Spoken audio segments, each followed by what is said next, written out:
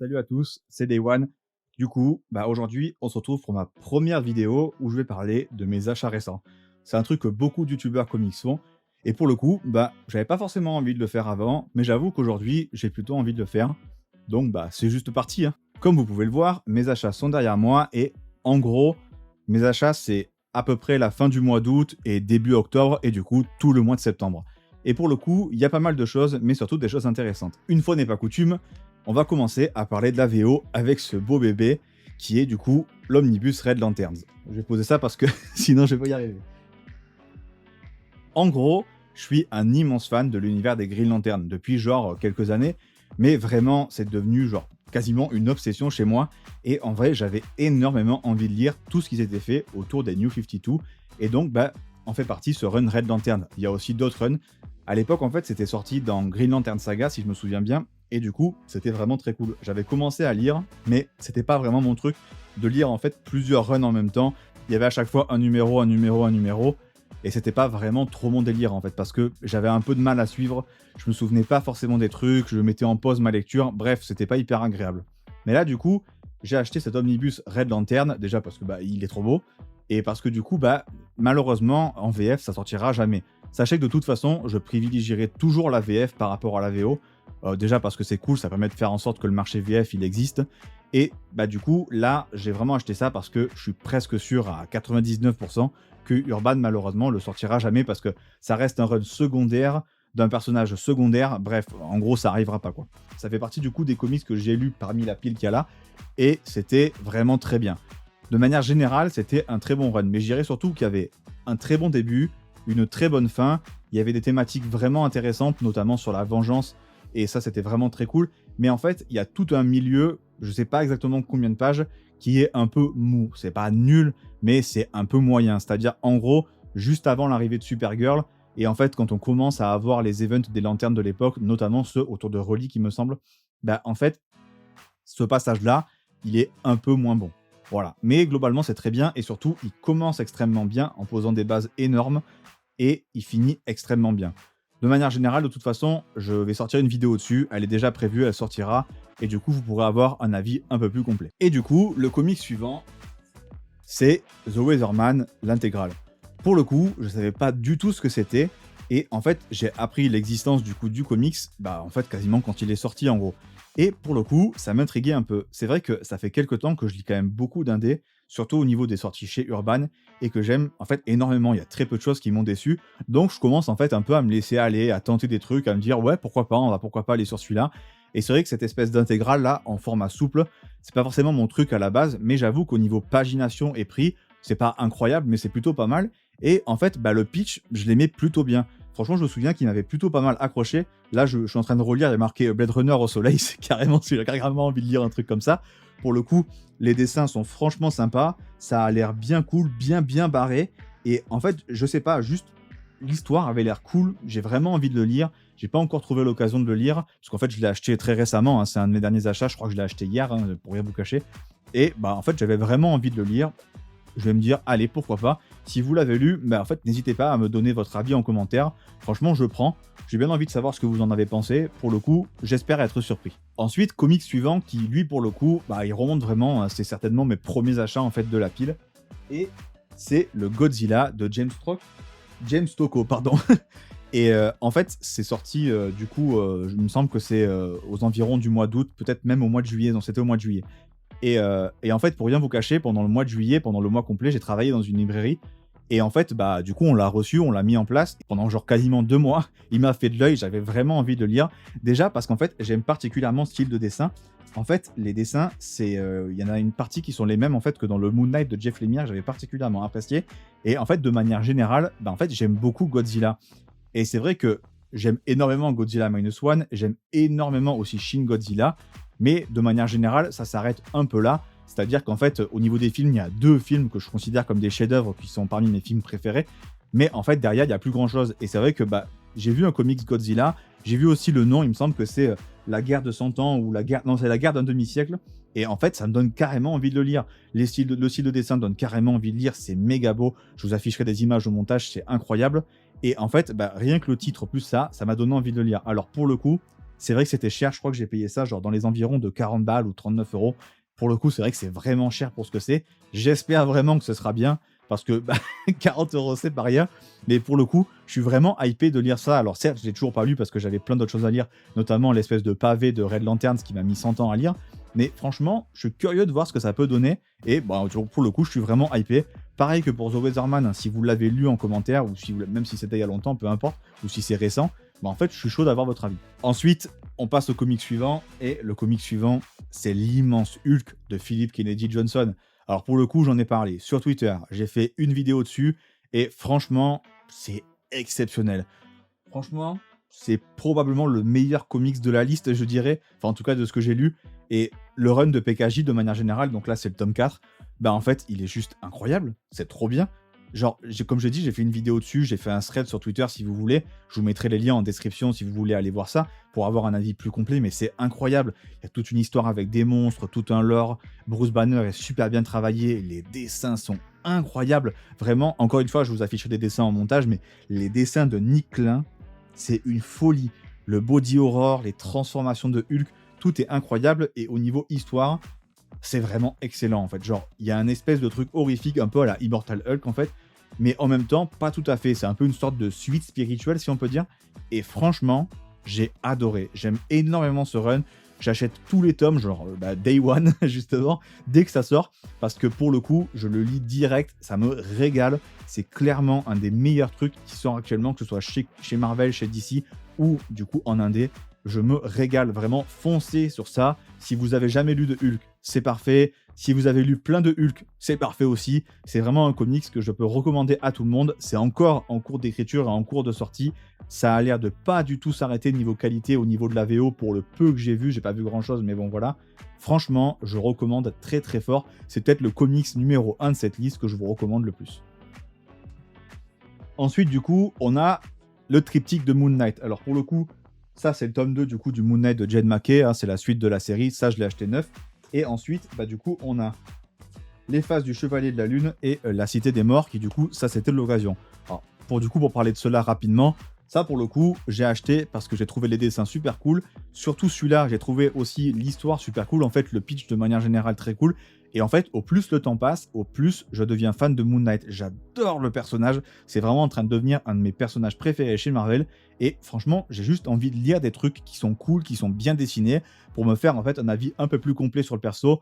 Voir aussi ce que certains récits, comme la Cité des Morts, qui du coup ont pas forcément la meilleure des réputations. Les gens disent pas que c'est nul, mais ils disent pas que c'est bien pour autant. Voir ce que ça peut donner en fait, jusqu'à quel point j'aime le personnage en fait, et jusqu'à quel point je suis prêt à accepter des récits, disons, un peu moins bien. Parce que pour l'instant, ce que j'ai lu sur le personnage, globalement, c'est des chefs-d'œuvre. Hein. Du coup, le run de MacKay dont je vais parler, et du coup, le run de Jeff Lemire. Mais du coup, le run de MacKay, ça a été annoncé littéralement hier, au moment où je tourne cette vidéo, que du coup, ça allait être réédité en deluxe. Donc, à vous de voir si vous voulez attendre ou si vous voulez acheter les 100%. Pour le coup, les 100%, il me semble qu'il y en a 8 actuellement. Il y en a 5 dans un premier run. Ensuite, il y en a 2 dans un espèce de court run qui du coup change de nom. Et ça, du coup, c'est la relance, entre guillemets. Pas vraiment une relance, mais en gros, c'est ça. Et du coup, c'est le premier tome. Et ça, c'était incroyable. C'est trop bien dessiné. Jed MacKay écrit parfaitement Moon Knight. Il y a notamment des scènes avec sa psy. Les dialogues, c'est incroyable. De manière générale, j'adore le run. J'en ai pas encore parlé sur la chaîne. Un jour, ça viendra peut-être, mais ça sera peut-être carrément dans une grosse vidéo. Les grosses vidéos de plus d'une heure que je fais. Parce qu'en fait, je trouve le run exceptionnel et qu'il a énormément de choses à dire. Je trouve notamment que sur les personnages secondaires, c'est ultra fort. En fait, le run m'a tellement convaincu que je suis en train de commencer à acheter autre chose de Jed MacKay petit à petit. Parce qu'en fait, juste son style d'écriture est trop fort. Et du coup, j'ai juste envie de lire plein de trucs qu'il fait au-delà même de Moon Knight parce que c'est trop bien. Donc encore une fois, je vous le recommande vraiment. Un excellent comics. J'ai pas encore eu le temps de lire ce tome, mais les 7 premiers, il y a genre 0 défaut ou quasiment. C'est un quasi sans faute de A à Z. Encore une fois, un des meilleurs runs actuels de chez DC ou chez Marvel. Bon, cette vidéo, c'est un peu le bordel, puisque du coup, là, on va encore repasser sur de la VO. C'est mon deuxième et dernier achat VO du mois. Et pour le coup, c'est l'Omnibus Batwoman par Greg Rucka et J.H. Williams 3. Et en gros, c'est un omnibus qui, même en VO, est un peu, difficile à trouver. Et ben en fait, juste, j'ai vu une occasion et j'ai sauté dessus. Parce qu'en fait, dans la récente FAQ d'Urban, ils ont annoncé que peut-être un jour, ils publieraient ce run en paperback, mais quand ils en avaient fait des intégrales à l'époque, en fait, ça avait pas trop marché. Je crois que c'était à la sortie de la série Batwoman, et en fait, ça avait fonctionné assez moyennement, et du coup, bah, ils savent pas s'ils vont republier ça en paperback, en gros, on n'a pas réellement de réponse. Donc franchement, j'ai préféré direct aller sur un omnibus en VO. Déjà, encore une fois, parce que je suis vraiment trop en train de me faire avoir par la propagande des omnibus en VO. Vraiment, visuellement, je trouve ça trop bien. La tranche, elle est magnifique. La cover, tout, je trouve ça trop bien. Comment dire, la fabrication des omnibus en VO, j'aimerais vraiment qu'on s'inspire un peu plus de ça en VF pour du coup bah, faire des omnibus. Ça serait incroyable, même du côté de chez Marvel d'ailleurs. Et pour le coup, c'est du Greg Rucka, c'est du Batwoman, c'est un run qui a une presse de fou, tout le monde dit que c'est exceptionnel. J'ai trop envie de dire ça parce que Batwoman, c'est un personnage que je connais très peu. En fait, je la connais que à travers le run du run Detective Comics du coup de James Tynion Ford pendant Rebirth. Et j'ai vraiment envie de dire un run solo sur elle. C'est un personnage qui a énormément de potentiel et énormément de potentiel pour me plaire à moi. Et Greg Rucka, c'est un auteur que j'adore. J'avais trouvé son travail sur Wonder Woman exceptionnel, surtout le premier run. Le deuxième était plutôt bon aussi. Et en fait, juste, j'ai envie de lire ça. Ça m'a donné trop envie. Et vraiment, je vais le lire incessamment sous peu. C'est de la VO et c'est un gros pavé. Hein. Il y a genre 800 pages, un truc comme ça. Donc ça va me prendre du temps. C'est peut-être pas pour tout de suite. Mais franchement, quand je le lirai, je vous en parlerai forcément sur Twitter dans tous les cas. Et peut-être que je ferai une vidéo si je trouve ça vraiment bien. Bref, on verra en temps et en heure. Comic suivant, Sacrifice de Rick Remender, évidemment. C'est le tome 3 du coup. Et si je me trompe pas, il y aura une suite. En fait, c'est pas si je me trompe pas. Hein, je l'ai lu hier, j'ai vu la fin. C'est forcément pas la fin. Et du coup, j'ai lu le tome 2 et 3 hier. Donc la lecture est relativement fraîche dans ma mémoire. Et pour le coup, j'en reparlerai sur la chaîne. Petit teaser. Mais c'est vraiment excellent. Juste trop bien. Les dessins sont incroyables. L'histoire racontée, elle est vraiment top. En gros, on est sur un espèce d'univers un peu fantasy. Où du coup, il y a toute une histoire avec un monde qui a été créé par des dieux qui sont encore là, qui représentent chacun, je dirais, un élément en gros.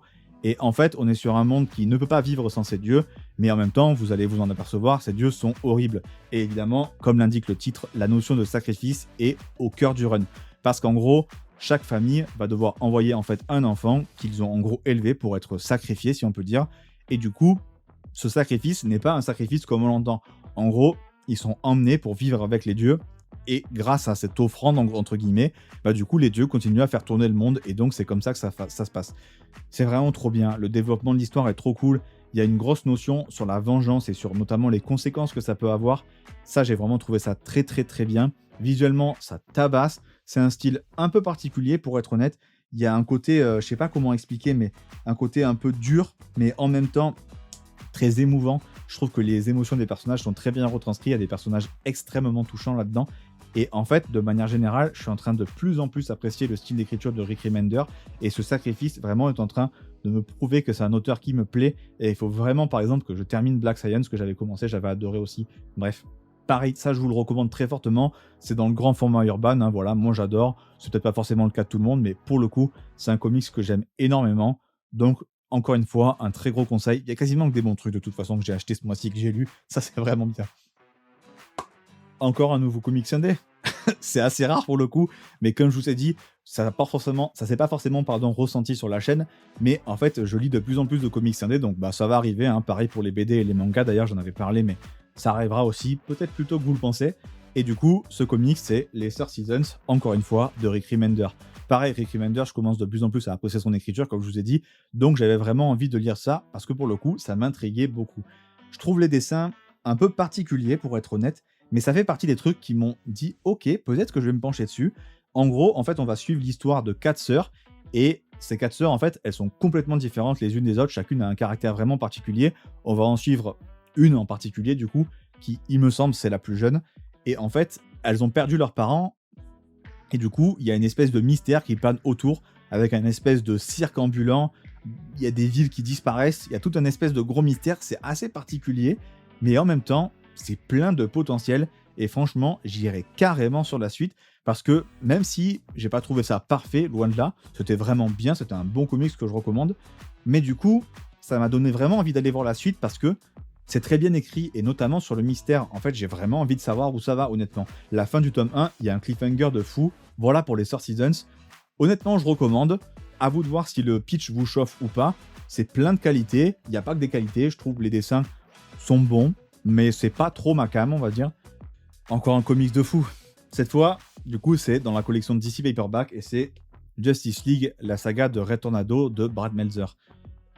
Et qu'est-ce que c'est bien. Franchement, Brad Meltzer, je crois que j'avais lu que Justice League Crise d'identité de lui, du coup, et j'avais trouvé ça exceptionnel. C'est genre un de mes comics préférés, c'est peut-être le meilleur comics de la Justice League de tous les temps.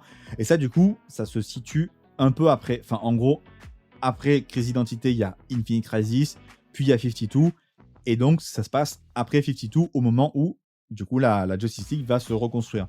Et donc, je vais pas non plus m'étaler pendant 100 ans parce que j'ai fait une vidéo dessus qui dure, je sais pas, 10 minutes, un truc comme ça. Donc, si vous voulez vraiment avoir un avis plus pointu sur ce que j'ai vraiment pensé de ce truc, allez voir la vidéo. Mais juste, c'est exceptionnel au niveau des dialogues, notamment au niveau des dialogues et de la présentation des personnages. Brad Meltzer, il est trop fort pour écrire les personnages. Genre, c'est une folie comment il arrive à m'investir dans des personnages que je connaissais ni d'Ève ni d'Adam, ou même carrément des personnages que je connaissais, mais où j'étais en mode, je m'en fous, quoi. Genre, franchement, parle-moi d'autres personnages. Là, tous les personnages sont bons visuellement, ça tabasse. Le premier arc notamment, et du coup, le seul défaut que je trouve à ce tome, comme je l'ai dit dans ma vidéo, c'est qu'en fait, tout le premier arc est exceptionnel. C'est dans le top 3 des meilleurs trucs que j'ai lus sur la Justice League. C'est trop bien. C'est autour de Red Tornado. Il y a tout un tas de thématiques trop cool. Les méchants sont trop bien. Les combats sont trop bien. La narration, c'est sûrement le point fort, le plus fort de tous. Il est trop fort, Brad Meltzer en narration. Mais après, du coup, il y a le fameux crossover de ces années-là, du coup, avec la JSA, qui du coup était déjà dans le tome JSA, le nouvel âge, que j'avais déjà lu. Et à l'époque, j'avais déjà trouvé ça un peu moyen. C'est pas mauvais, mais c'est un peu moyen. Et du coup, bah là, ça a été un peu le cas. Je me suis dit, allez, je vais lui donner une deuxième chance. C'est dans la suite du run que je suis en train de lire, autant le lire. Du coup, j'ai trouvé ça pas incroyable, mais il y a des gens qui ont plutôt apprécié. De manière générale, c'est un event qui est un peu anecdotique, mais qui est, franchement, les gens, je n'ai pas entendu dire du mal. Moi, pour le coup, ça n'a pas été trop ma came. Mais voilà. Et du coup, par contre, d'ailleurs, on réenchaîne sur la Justice League et sur la fin du run, du coup, de Brad Meltzer, qui aura malheureusement été très court. Et du coup, la fin, elle est incroyable. Il y a notamment un épisode où il a reçu un Eisner Award du meilleur épisode, je crois, où on voit Vixen et Red Arrow dans un bâtiment, genre en mode écrasé sous un bâtiment, ils essaient de survivre et tout. Visuellement, c'est trop bien. Narrativement, ça fonctionne trop bien. En gros, tout ce qui n'est pas le crossover, c'est masterclass de A à Z. C'est trop bien, ça présente trop bien la Justice League. Le casting est vraiment cool aussi. Et de manière générale, il y a aussi toute une écriture autour de la Trinité. Ce qui est trop bien, juste, c'est très difficile à expliquer pourquoi c'est trop bien, à part que c'est trop bien écrit, et notamment au niveau des personnages. Grosse recommandation là aussi. Bon, la vidéo commence à être longue, mais malheureusement, il me reste encore 2 comics, et celui-là, c'est pas des moindres. Pareil, j'ai fait un thread Twitter énorme, il y a une vidéo qui va sortir aussi. Ben voilà, hein, je vous spoil, mais il y a une vidéo qui va sortir. Elle n'arrivera pas pour tout de suite, mais ça va sortir. Et il se peut même que je l'ai tourné juste avant. Bref, ce comics, exceptionnel. Les New Gods, j'adore cet univers. C'est un univers sur lequel j'ai pas tant lu, mais à chaque fois que j'ai lu, c'était incroyable. Notamment, j'avais lu la Justice League New 52, le dernier arc autour de Darkseid, qui du coup était un peu une réinvention de la part de Jeff Jones de cet univers. Réinvention qui m'a beaucoup fait penser à ce comics-là aussi. J'ai pris la petite couverture variante, j'ai payé ça plus cher, je suis un peu dégoûté, je trouve la couverture normale plus stylée. En plus, j'ai payé plus cher, mais bref, c'est pas grave. En termes d'histoire, exceptionnel. En termes de dessin, exceptionnel de fou. Et Van Kagel est trop fort. Ram V, il écrit trop bien. Il y a trop de personnages intéressants. Mister Miracle et Big Barda en tête. C'est un comics qui, très honnêtement, est parfait. Pour moi, c'est un comics parfait, comme j'ai rarement eu l'occasion d'en lire, et comme en fait, on a rarement l'occasion d'en lire dans notre vie de lecteur de tous les jours, en fait. Et j'avais des attentes monstrueuses, genre vraiment monstrueuses, hein, et ça les a dépassées. Genre, il y a tellement de trucs bien, c'est tellement bien écrit, les thématiques sont tellement fortes au niveau de tout ce qui est des dieux, évidemment. Mais du coup, on est sur une histoire où, en gros, Darkseid est mort. Et en parallèle, du coup, de l'univers Absolute, qui, du coup, a un rapport avec Darkseid, je vais pas plus loin pour pas vous spoil, bah forcément, il fallait un run New Gods pour accompagner, en gros, ça.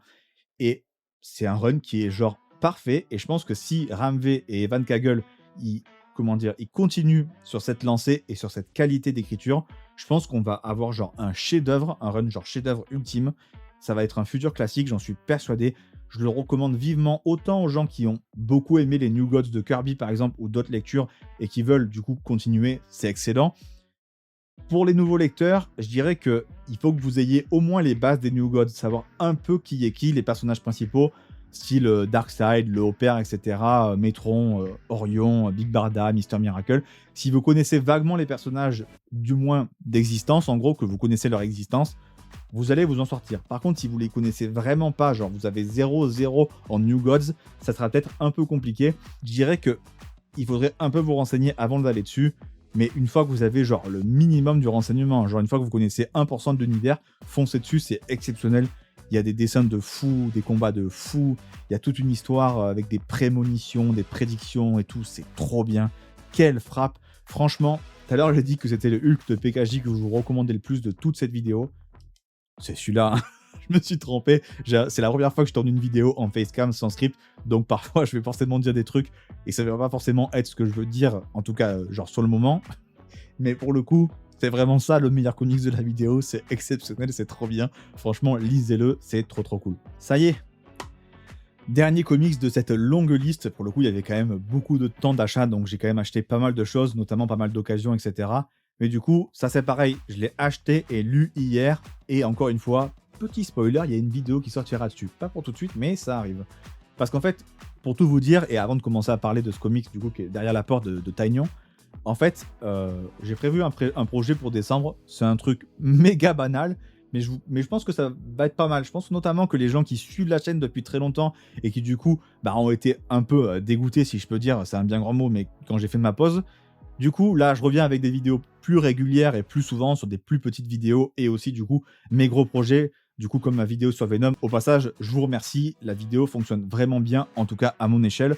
Et j'ai que des retours positifs. J'ai eu des super commentaires sur Twitter, des super commentaires hyper touchants sur YouTube.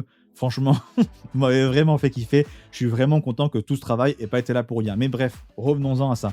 Du coup, il y a plein de petites vidéos qui sortent sur la chaîne. Je compte du coup essayer de tenir un rythme relativement régulier à ce niveau-là. Mais du coup, pour décembre, j'ai vraiment charbonné et c'est là où je vous en parlerai un peu plus en détail.